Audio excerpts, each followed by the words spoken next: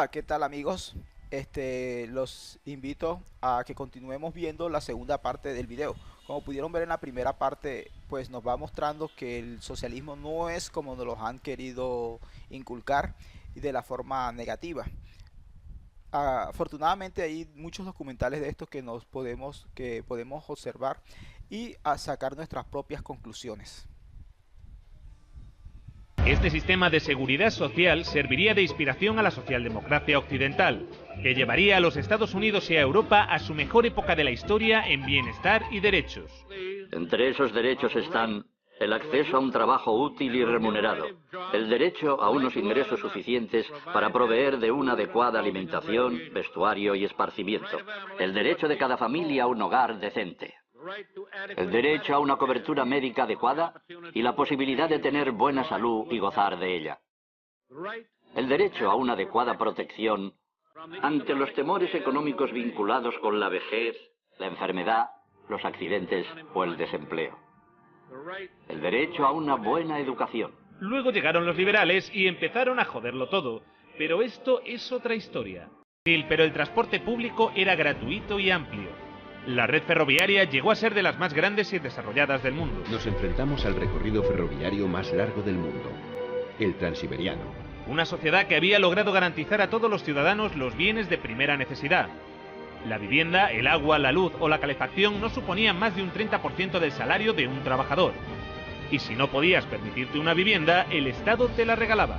En la década de los 60 surgieron bloques de apartamentos en todas las ciudades soviéticas. Claro que estábamos contentos.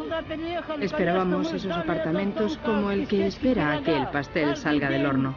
Estábamos hartos de vivir con otras familias. Cuando nos mudamos nos pareció un paraíso. Vivimos aquí desde entonces y está muy bien. En Occidente, el socialismo causaba un enorme rechazo, entre otras cosas porque al no emitir casi deuda externa, los acreedores del FMI perdían una gran oportunidad de beneficiarse de la riqueza soviética. Sin embargo, mientras Reagan intentaba vender que el socialismo era un desastre, sus propios servicios de inteligencia le llevaban la contraria.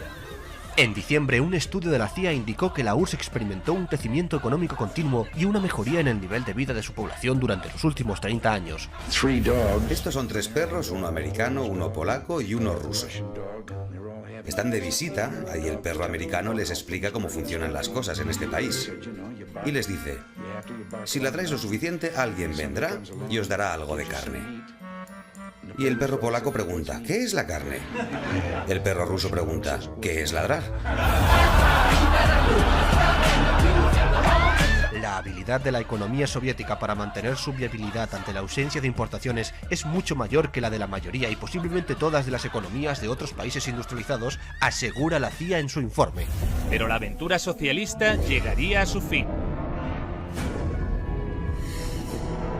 A principios de los años 70, las reformas de Kosygin empezaban a descentralizar la economía.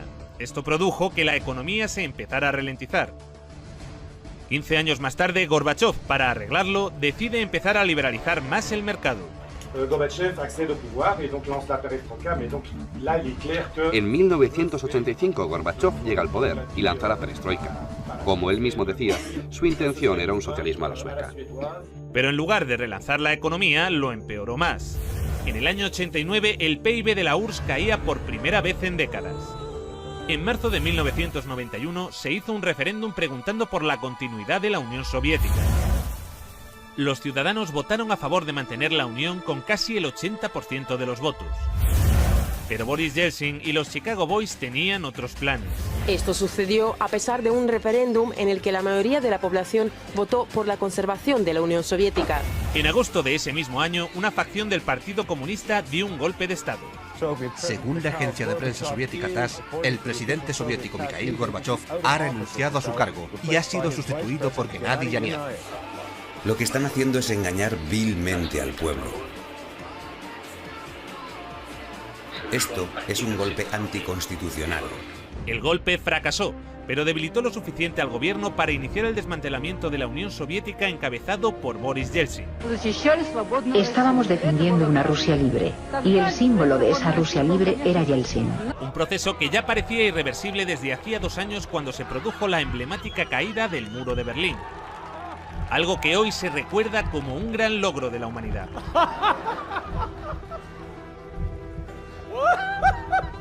Aunque poco se habló de lo que sucedió después. El libre mercado llegó a Rusia y con él el caos. Se vendieron empresas estatales a precio de saldo. Gracias a la terapia de shock de Yeltsin, en 1992 los rusos consumían un 40% menos que en 1991. Un tercio de la población había caído en la pobreza y la gente tardaba meses en cobrar su sueldo.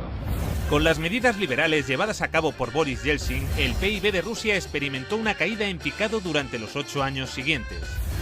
La corrupción era generalizada y el crimen organizado se disparó. Moscú se convirtió en el nuevo salvaje oeste.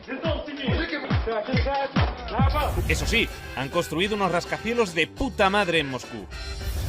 Se pusieron a la venta más industrias estatales, y así nació una nueva clase de empresarios multimillonarios con influencia política, los oligarcas.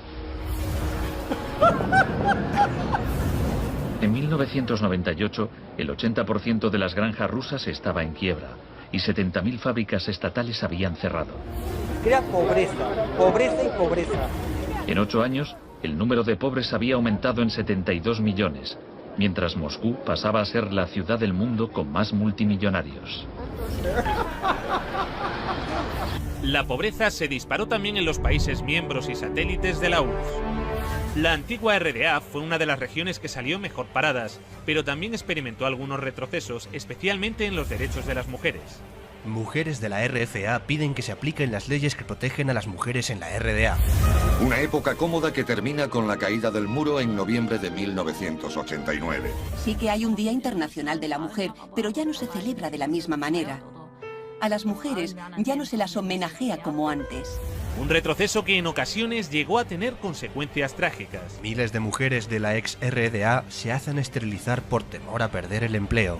Las regiones que están más al sureste de Europa o las próximas al Cáucaso pasaron a convertirse en países cuasi tercermundistas.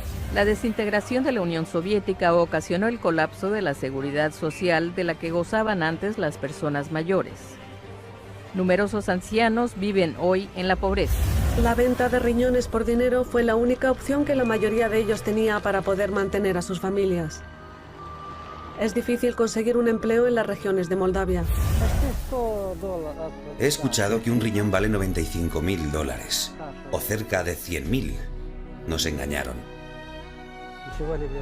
Sé que no debí viajar a Turquía, pero necesitaba el dinero. Ahora ese dinero ha arruinado mi salud. Desde entonces, los latentes conflictos interétnicos que persistían en varias repúblicas de la URSS se intensificaron y desataron choques armados. Según diferentes datos, estos enfrentamientos se cobraron las vidas de decenas de miles de personas. Millones tuvieron que refugiarse. En Rumanía, ahora es habitual ver a niños viviendo en la indigencia en las calles de Bucarest. Y aunque los acreedores occidentales del FMI se beneficiaron enormemente de que en países como este se disparase la deuda externa, el grueso de la ciudadanía en Europa tampoco fue a mejor.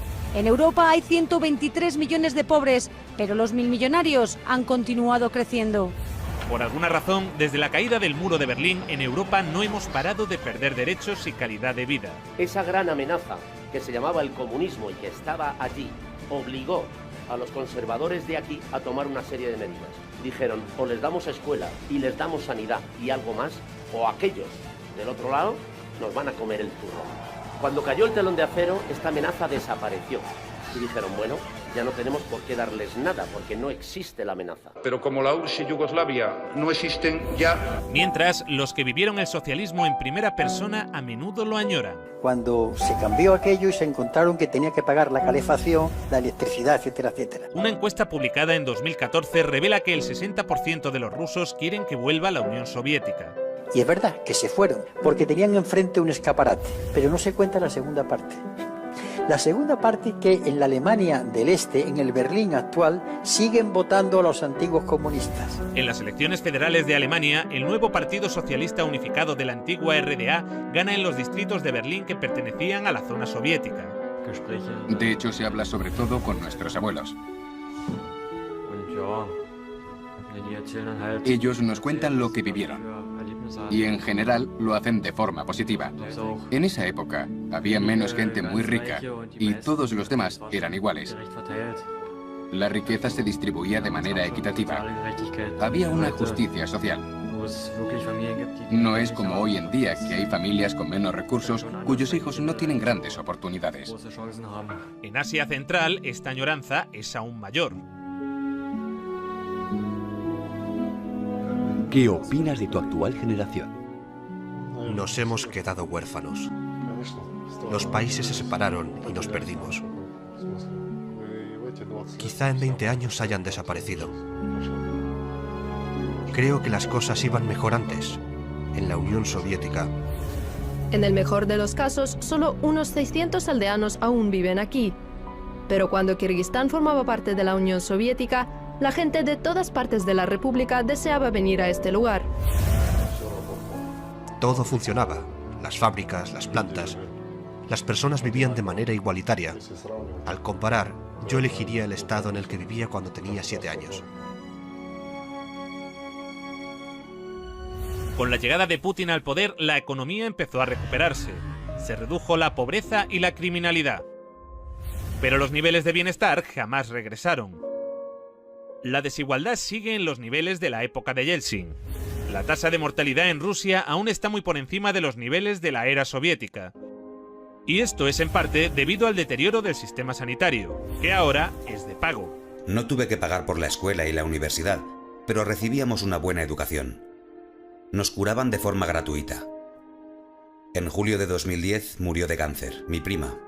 No pudo encontrar 30.000 rublos para una operación. Estuvo acostada varios meses. Las dolorosas inyecciones también las tuvo que pagar. De manera que sí, todo un logro la caída del comunismo. Un logro de la hostia. Bueno, señores, este ha sido todo el video. Como lo pueden ver, es bastante interesante y pues los invito a que todos saquen sus propias conclusiones y pueden dejar sus comentarios y observaciones.